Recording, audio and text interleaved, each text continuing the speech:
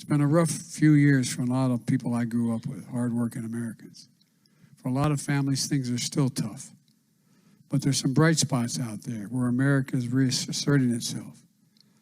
I've asked CEOs, including Micron and CEOs of many other countries, the following question. When I spoke to the Business Roundtable, spoke to the Chamber of Commerce, National Chamber of Commerce. When the United States government decides to invest considerable resources in a new industry that we need to build up for our national security and economic well-being, does that encourage or discourage companies from getting in the game? The overwhelming answer is it encourages them to get in the game. Federal investment attracts private sector investment, particularly in those things we need badly. Our national security depends on us having access to the most modern computer chips in the world. It depends on it. One of the things I've been able to do, and I make no bones about it, because of what Russia's activities, we have curtailed their ability to access some of this stuff. And guess what? They're not able to rebuild those devastating weapon systems to take out those civilians in Ukraine as well. Not a joke. It makes a big difference. These things matter. They matter a great deal. And it creates jobs and it creates industries. It demonstrates we're all in this together. And that's what today's all about. I've never, and I mean this sincerely, I've never been more optimistic in my life about America's future. I mean it sincerely.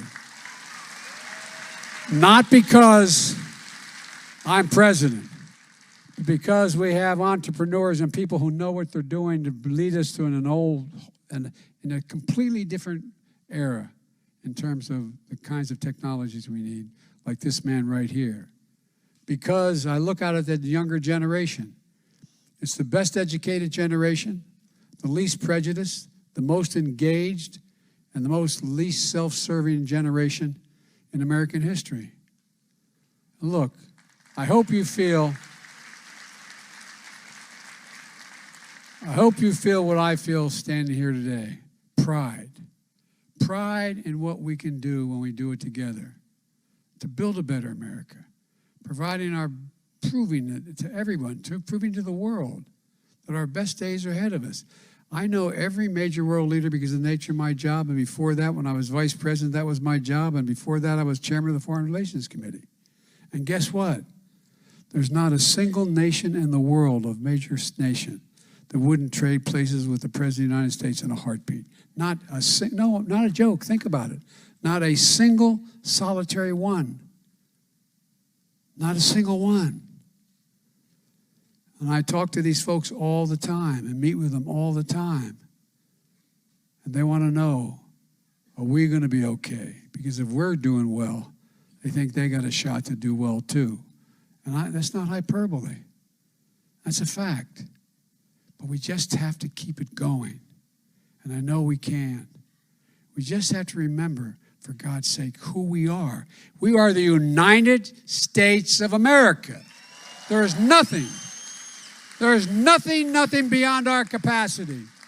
And we're the only nation in the world that has come out of every crisis better than when we went into the crisis. And folks, we're going to do it again. God bless you all, and may God protect our troops. And now I want to invite my good friend, the great partner, Majority Leader Chuck Schumer, to the podium, author of the Chips and Science Act, and one of the major reasons we're standing here. Chuck, the podium is yours. Thank you.